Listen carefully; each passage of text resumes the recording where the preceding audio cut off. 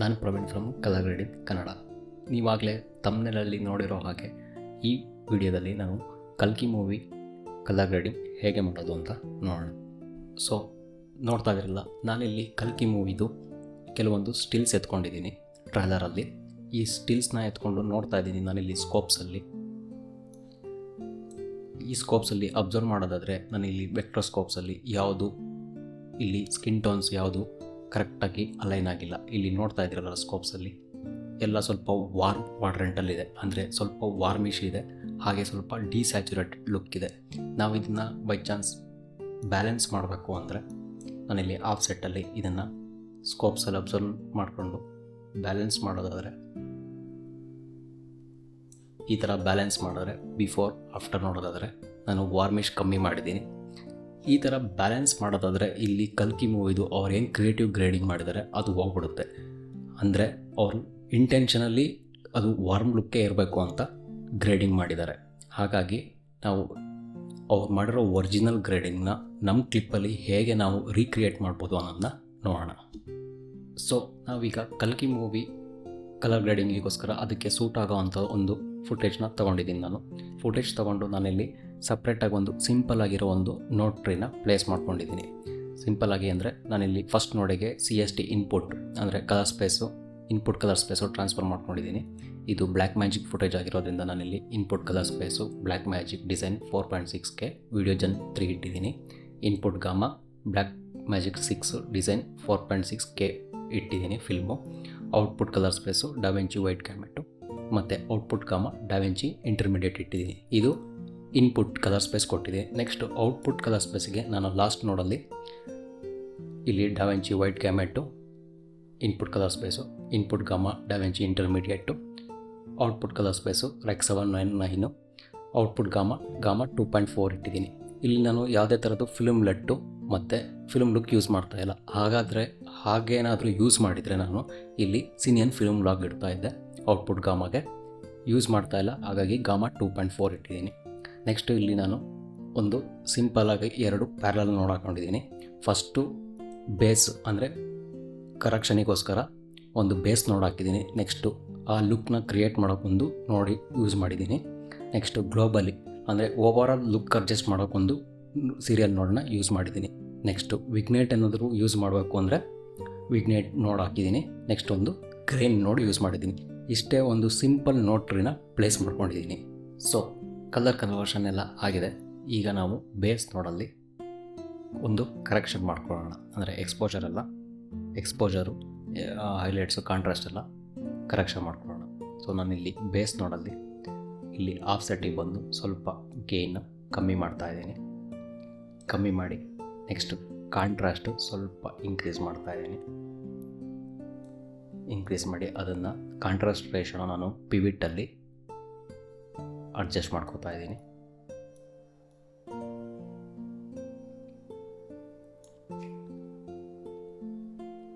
Adjust ಮಾಡಿ ನಾನು next look ನೋಡಲ್ಲಿ ನಾನು ಆ ಮೂವಿದು ಏನು ಕಲರ್ ಗ್ರೇಡ್ ಇದೆ ಅದನ್ನು ಅಡ್ಜಸ್ಟ್ ಮಾಡೋಕ್ಕೆ ಟ್ರೈ ಮಾಡ್ತಾಯಿದ್ದೀನಿ. ನೆಕ್ಸ್ಟ್ ಇಲ್ಲಿ ನಾನು ಲಿಫ್ಟಲ್ಲಿ ಸ್ವಲ್ಪ ವಾರ್ಮಿಶ್ ಟೋನಿಗೆ ಮೂವ್ ಮಾಡ್ತಾಯಿದ್ದೀನಿ. ಇಲ್ಲಿ ಸ್ಕೋಪ್ಸಲ್ಲಿ ನೋಡಿಕೊಂಡು ಲಿಫ್ಟಲ್ಲಿ ನಾನು ಸ್ವಲ್ಪ ವಾರ್ಮಿಶ್ ಟೋನಿಗೆ ಮೂವ್ ಮಾಡ್ತಾಯಿದ್ದೀನಿ.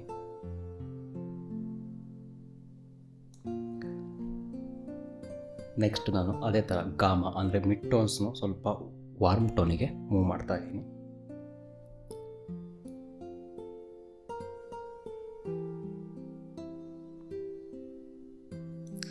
ಅದೇ ಥರ ನಾನು ಗೇನಲ್ಲೂ ಸಹ ವಾರ್ಮ್ ಟೋನಿಗೆ ಮೂವ್ ಮಾಡ್ತಾಯಿದ್ದೀನಿ.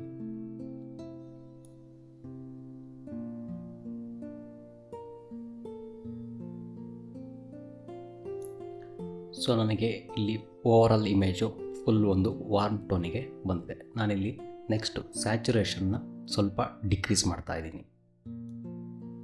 ಒಂದು 28 ಅಷ್ಟು ಇಡ್ತಾ ಇದ್ದೀನಿ.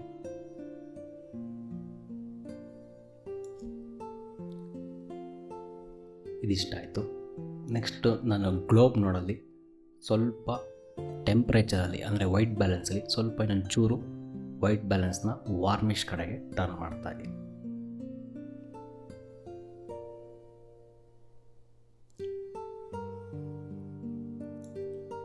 ವಿಗ್ನೇಟ್ ನೋಡಲ್ಲಿ ನಾನು ವಿಗ್ನೇಟ್ ಕೊಡೋಕ್ಕೂ ಮುಂಚೆ ಗ್ಲೋಬ್ ನೋಡ್ ಮುಂದೆ ಇನ್ನೊಂದು ಸೀರಿಯಲ್ ನೋಡ್ ಹಾಕೋತಾ ಇದ್ದೀನಿ.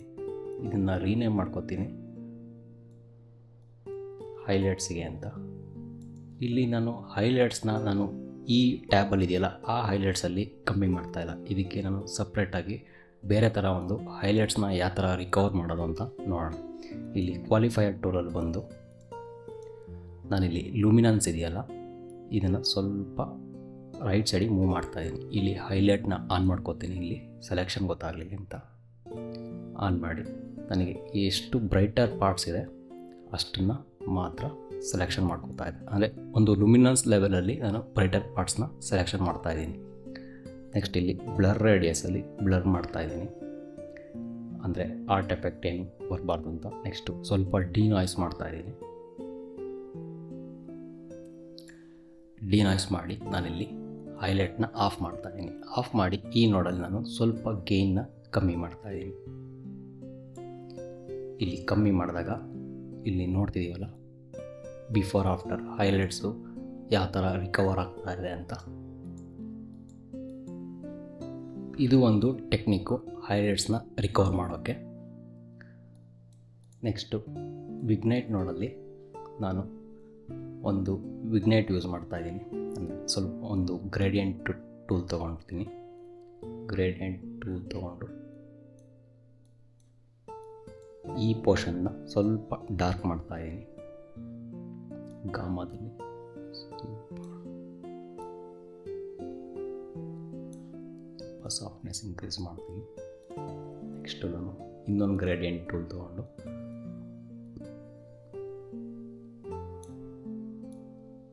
ಇಲ್ಲಿ ಟಾಪ್ ಸೈಡಲ್ಲಿ ಇನ್ನೊಂದು ಸ್ವಲ್ಪ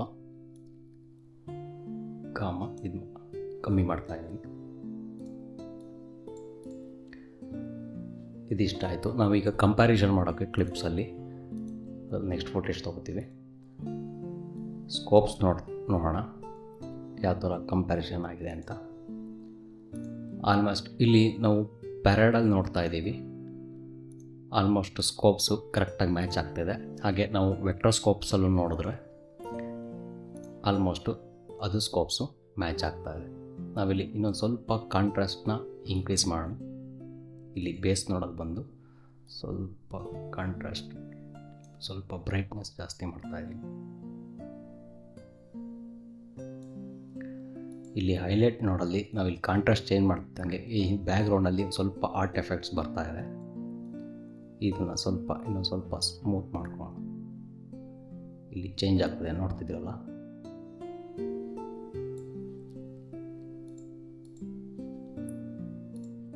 ನೆಕ್ಸ್ಟು ಗ್ರೈನ್ ನೋಡಲ್ಲಿ ನಾನು ಗ್ರೈನ್ನ ಆ್ಯಡ್ ಮಾಡ್ತಾಯಿದ್ದೀನಿ. ನೀವು ಟ್ರೈಲರಲ್ಲಿ ನೋಡಿರ್ಬೋದು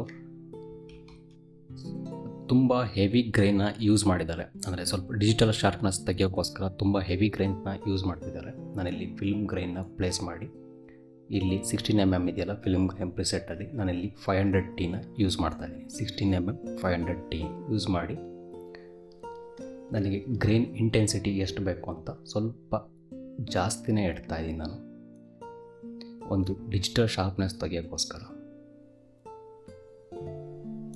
ನೋಡಿದ್ವಲ್ಲ. ಈಗ ಸ್ಕೋಪ್ಸ್ ನೋಡೋಣ. ಇಲ್ಲಿ ಆಲ್ಮೋಸ್ಟ್ ಎಲ್ಲ ಸ್ಕೋಪ್ಸು ಒಂದೇ ಥರ ಇದೆ. ಸ್ಕೋಪ್ಸ್ ಅದು ಅಬ್ಸರ್ವ್ ಮಾಡ್ತಿದ್ದೀವಲ್ಲ, ಆಲ್ಮೋಸ್ಟ್ ಈ ಟ್ರೈಲರಲ್ಲಿ ಮೋಸ್ಟ್ ಆಫ್ ದ ಸೀನ್ಸು ಎಲ್ಲ ವಾರ್ಮ್ ಲುಕ್ಕಲ್ಲೇ ಇದೆ. ಅಂದರೆ ಆ್ಯಕ್ಷನ್ ಸೀಕ್ವೆನ್ಸು ಮೋಸ್ಟ್ಲಿ ಎಲ್ಲ ವಾರ್ಮ್ ಲುಕ್ಕಲ್ಲೇ ಇದೆ. ಅದೇ ಥರ ಸ್ಕೋಪ್ಸ್ ನೋಡಿದ್ರೆ ನಮ್ಮ ಕ್ಲಿಪ್ಪಲ್ಲೂ ಸೇಮ್ ಅದೇ ಥರ ಇದೆ. ಸ್ಕಿನ್ ಟೋನ್ಸಿನ ಸ್ವಲ್ಪ ಆಚೆ ಇದೆ, ವಾರ್ಮ್ ಲುಕ್ಕಲ್ಲಿದೆ. ಪ್ಯಾರಡಲ್ಲೆಲ್ಲ ಸ್ಕೋಪ್ಸು ಮ್ಯಾಚ್ ಆಗ್ತಾ ಇದೆ. ಸೊ ಹೀಗೆ ನಾವು ಕಲ್ಕಿ ಮೂವಿದು ಕಲರ್ ಗ್ರೇಡಿಂಗು ಹೇಗೆ ಮಾಡ್ಬೋದು ಅಂತ ನೋಡಿದ್ದೀವಿ. ಆಗಲಿ ನೀವೆಲ್ಲ ಕಾಮೆಂಟ್ಸಲ್ಲಿ ಕೇಳ್ತಾ ಇದ್ದೀರ ಪ್ರಾಕ್ಟೀಸ್ ಫುಟೇಜ್ ಕೊಡಿ ಅಂತ. ಈ ಡಿಸ್ಕ್ರಿಪ್ಷನಲ್ಲಿ ನಾನು 2 ಪ್ರಾಕ್ಟೀಸ್ ಫುಟೇಜ್ ಕೊಡ್ತಾ ಇದ್ದೀನಿ, ಟ್ರೈ ಮಾಡಿ. ನಾವು ನೆಕ್ಸ್ಟು ವೀಡಿಯೋದಲ್ಲಿ ಇನ್ನೊಂದು ಕಲರ್ ಗ್ರೇಡಿಂಗ್ ಬಗ್ಗೆ ಡಿಸ್ಕಸ್ ಮಾಡೋಣ.